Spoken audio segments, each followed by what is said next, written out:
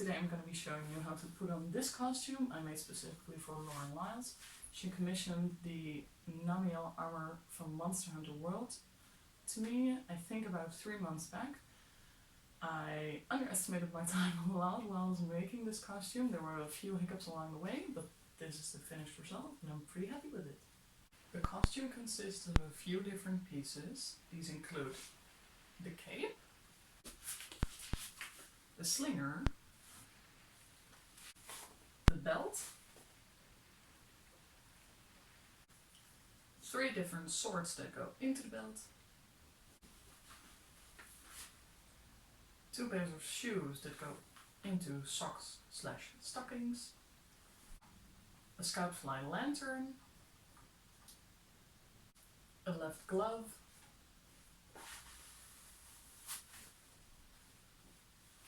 a t-shirt that has a harness built into it, a pair of leggings, some very cute booty shorts that go over the leggings, a tiny band that goes over the arm, and lastly a hat that doubles as a wig with all the emblems on it.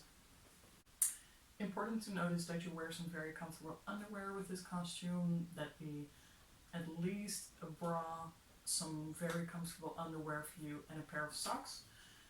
You can wear some skin colored tights under there if it's very cold, which I can imagine in October, but generally the costume will be warm enough for any type of weather, maybe even too hot in the summer.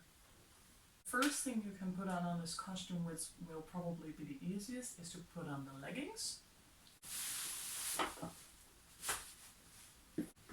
Once the leggings are on, the easiest is to put over the little cute booty shorts.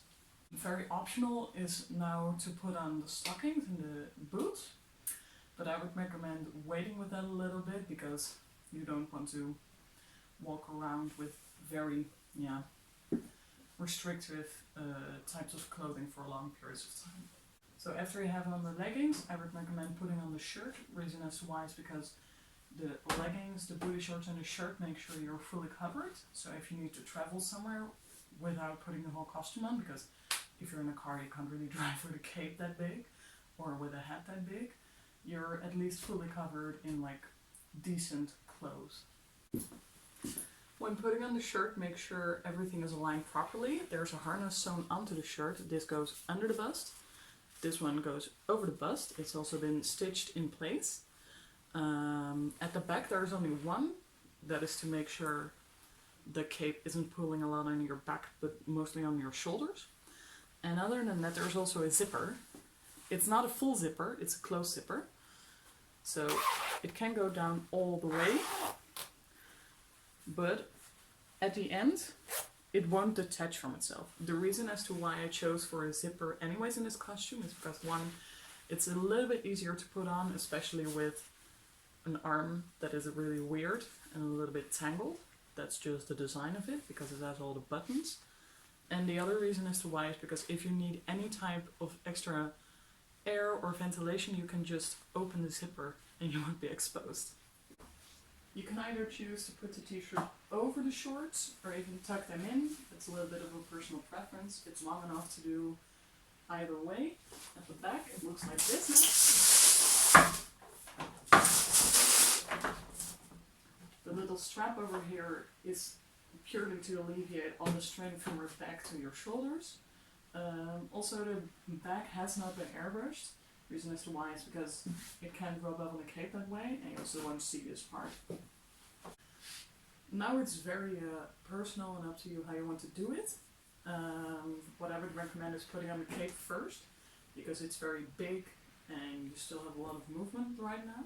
The cape inside looks like this. It's been airbrushed in 3 different tones, but it won't show up in this camera very well because the weather's not that good. This is what the back of the cape looks like. There's a lot of gold emblems on there. The way the cape attaches to the suit is there is 2 paracord buckles on either side at the shoulders. You will attach them to the harness. Then you have 1 paracord buckle at the neck area. Just plop that right in. Then you have a decorative buckle over here. It's at the front. You'll find it, don't worry.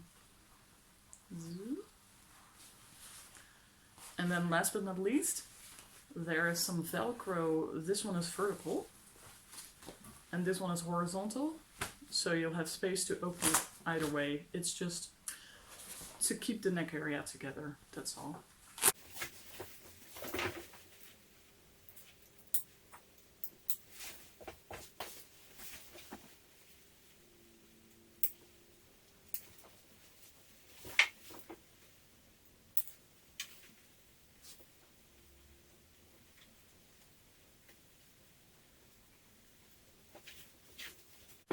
Make sure to tuck in the side with the vertical Velcro first, just into the neck like this, and then the side with the horizontal Velcro, just plop it on there.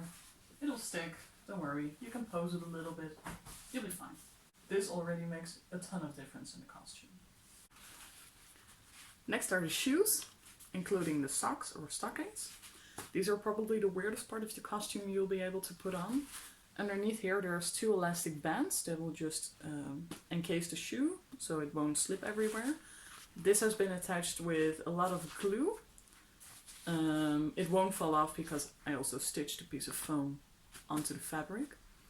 The best method to put this on is to just put the stocking on without the shoe first, put it up real high and tight, put your feet through here, put on your shoe and then just slip this over your shoe both ways around. That's probably the easiest method. If it won't stay up that well, because it's maybe a little bit too big or it just falls down naturally, there's a little slit over here you can put one of the buttons from the leggings through. So I'll just demonstrate that. They're almost identical, so it doesn't really matter which way you put them, but I would recommend putting each one on the side that the button will be at the front mostly.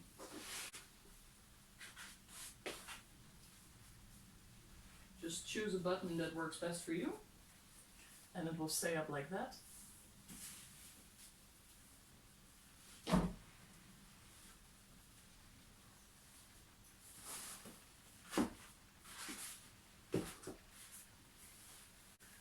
That's the shoes. Just a few pieces left, only the glove, the little arm thingy, the belt, the hat and also the schlinger. So next up is the belt. The belt is a little bit intricate. The belt itself, very sturdy. You can do almost anything with it. And able to close the belt. Inside the belt there is again a paracord buckle. This one is attached with elastic, so you have also a lot of room for movement. This one is just stationary, so it won't have a lot of wiggle, so you just rely on the elastic and it's very stretchy. So don't worry about that. Just click it together. After that, just crisscross these two. And they also have a little slit to go through the little button on the other side. And it will look like this.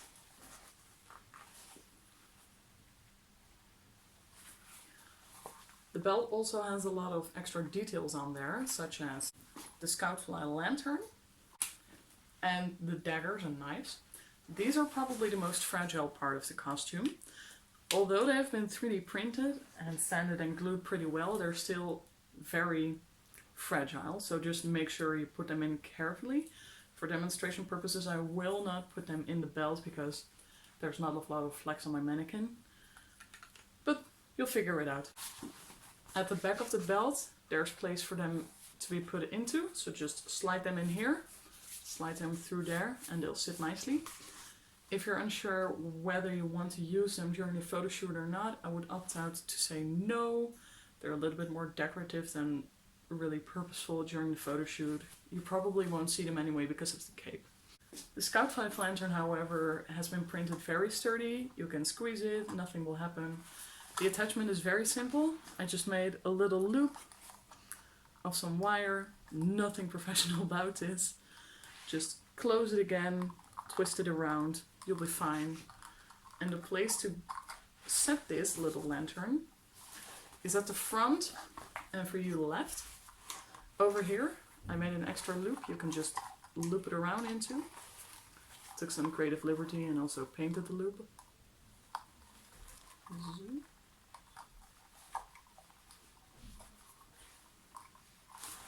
And that's just hangs like this. It's a little bit hefty because there's also some batteries in there and some lights in there. I'll put the belt without the lantern on the mannequin because the mannequin is a little bit awkward with the lantern on there. But it will be fine once you're wearing it yourself. Also a little demonstration of the lantern. It actually has a screw cap with all the electronics inside of there. There's also a little switch for you to turn it on and off. And once it's on, you just screw it on there again. No glue necessary. And that's the lantern.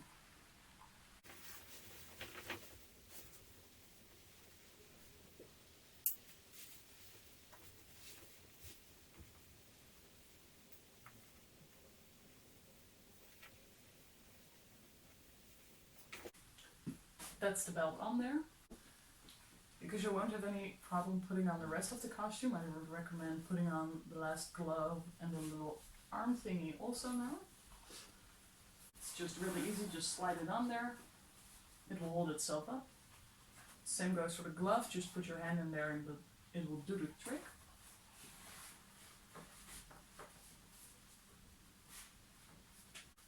Next up is the slinger. I won't put it on the mannequin because her arms are too close to her body.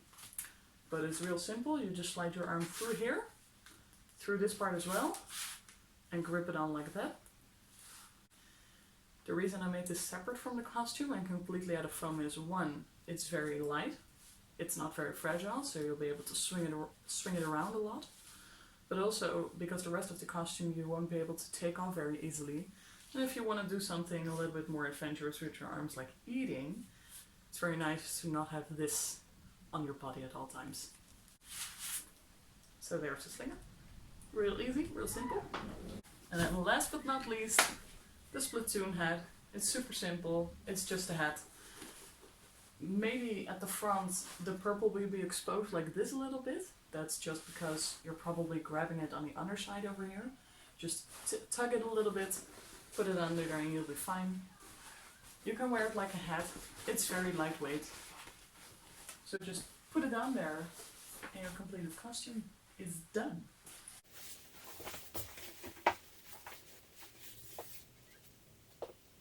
I'm very happy with how the costume turned out. It's very easy to put on, easier than most of my normal armored costumes.